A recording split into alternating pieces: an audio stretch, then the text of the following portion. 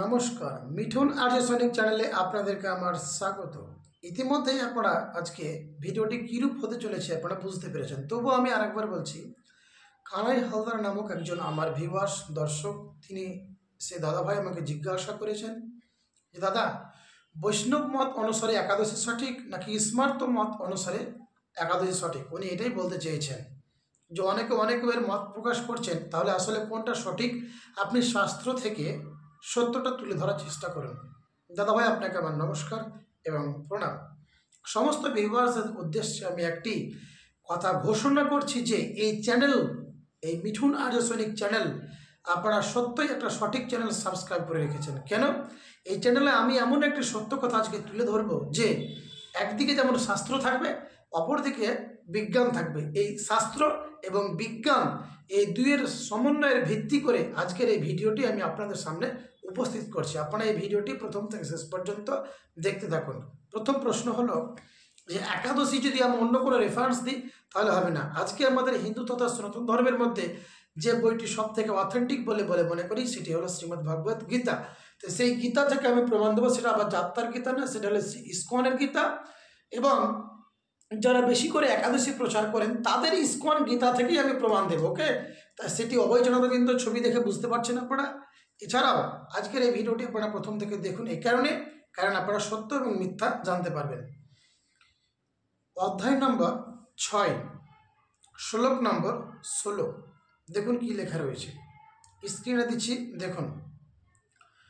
নতস্নতস্তু যগহস্তিনা চৈকান্তাম মনস্নতঃ নাচতি স্বপ্নশীলস্য জাগ্রতঃ নায়েব চায়র্জুন।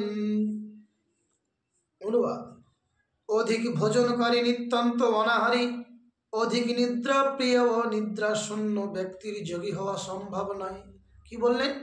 বলছেন অধিক ভোজনকারী। বিজ্ঞান আজকে প্রমাণ করছেন যে অতিরিক্ত মানুষের খাওয়া যাবে না, যতটুকু প্রয়োজন ততটুকুই তোমাকে খেতে হবে। তার মানে কি অতিরিক্ত খাওয়া যাবে না? তাহলে বিজ্ঞান প্রমাণ করছে, আবার এদিকে শাস্ত্র প্রমাণ করছে। তারপর নিত্যন্ত অনাহারী, একেবারেই না খেয়ে থাকা একদম ঠিক নয়। বিজ্ঞান সেটাই বলছেন, অ্যাসিডিটি হয়, প্রচণ্ড পরিমাণে গ্যাস উঠে যায়। এবার আসি নিতান্ত অনাহারী। কোথায় আমরা করি নিতান্ত অনাহারী?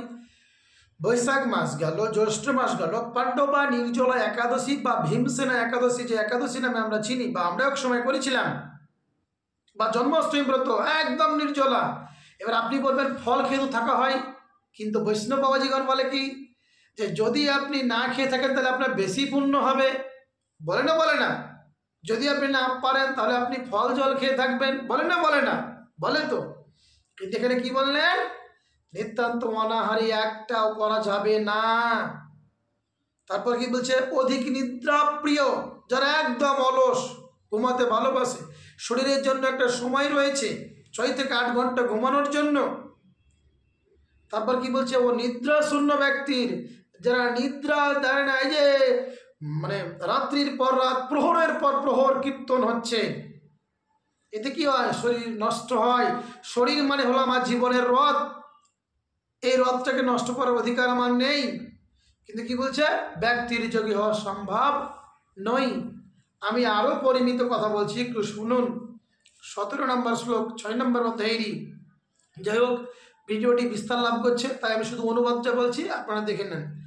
যিনি পরিমিত আহার ও বিহার করেন, পরিমিত প্রয়াস করেন, যার নিদ্রা ও জাগরণ নিয়মিত, তিনি যোগ অভ্যাসের দ্বারা সমস্ত জড়জাগতিক দুঃখের নিবৃত্তি সাধন করতে পারেন। কি বলছেন? যারা পরিমিত আহার করেন, পরিমিত বিহার করেন, পরিমিত প্রয়াস করেন এবং নিদ্রা করেন, জাগরণ করেন। আমরা কি বলছি? বেশিক্ষণ ধরে মোবাইল দেখা উচিত নয়, বেশিক্ষণ ধরে সময় নষ্ট করে রাত জেগে জাগা উচিত নয়। এই উচিত নয় কথাটা আমরা শুনতে আসছি, কিন্তু প্রমাণ পেয়ে গেলাম যে আমাদের নিয়ম করে চলতে হবে, তবেই আমাদের মানুষের শরীর সঠিক থাকবে। কিন্তু কি বলছে? একাদশী তিথির দিন রাত্রি জাগরণ করতে হবে, এটা নিষিদ্ধ, প্রমাণ করে দিলাম। এবার আমি আপনাদেরকে প্রমাণ করছি, আপনারা সেই ভিডিওটি একটু দেখতে থাকবেন। সেই ভিডিওটি দেখুন। আমি বারবার বলছি আপনাদেরকে যে এদিকে শাস্ত্রসম্মত হয়ে দেখলাম যে কোনো উপবাসই করা যাবে না, কোনো একাদশী করা যাবে না। ভগবান শ্রীকৃষ্ণ নিজে থেকেই বলছেন। এই বিষয়ে ডিবেট করলে আমার সাথে করতে পারেন। যাই হোক, একবার বিজ্ঞান থেকে বলছি, সেটা দেখুন।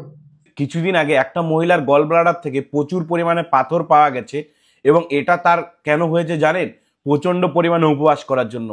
মানুষ যখন উপবাস করে সারাদিন কিছু খায় না, এবং যার ফলে কি হয়, তার গল ব্লাডারের মুভমেন্টটা কমে যায় এবং তাতে কোলেস্টেরলের মাত্রা বাড়তে থাকে, এবং সেখান থেকে প্রচণ্ড পরিমাণে পাথর হয়।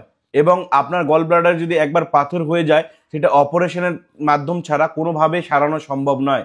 আপনার বাড়ির মহিলারা যখনই বেশি পরিমাণ উপবাস করবে তাদের বলবেন। তাহলে যিনি বললেন, ইনি কিন্তু একজন পুলিশ ইন্সপেক্টর। আপনারা ফেসবুকে হয়তো ইনাকে দেখে থাকবেন। তো ইনি যে তথ্য দিলেন সেটা আমাদের শাস্ত্র এবং বিজ্ঞান অনুযায়ী মিল পেলেন কিনা সেটা আপনাদের বিষয়, আপনাকে আমি উপস্থিত করলাম। এবার বলুন যে একাদশী করবেন কি করবেন না। একসময় আমরাও করতাম, যখন বেদ এবং গীতার সম্পর্কে এলাম তখন। আচ্ছা, এবার বলবেন যে অনেকে করে থাকে, অনেকে তারা কি করে থাকে না, এই বিষয়ে আবার জিজ্ঞাসা করবেন। এরপরে আমি আবার ভিডিওতে থাকবো। যাই হোক, ভিডিওটি ভালো লেগে থাকলে প্লিজ সাবস্ক্রাইব এবং লাইক শেয়ার কমেন্ট করবেন। নমস্কার।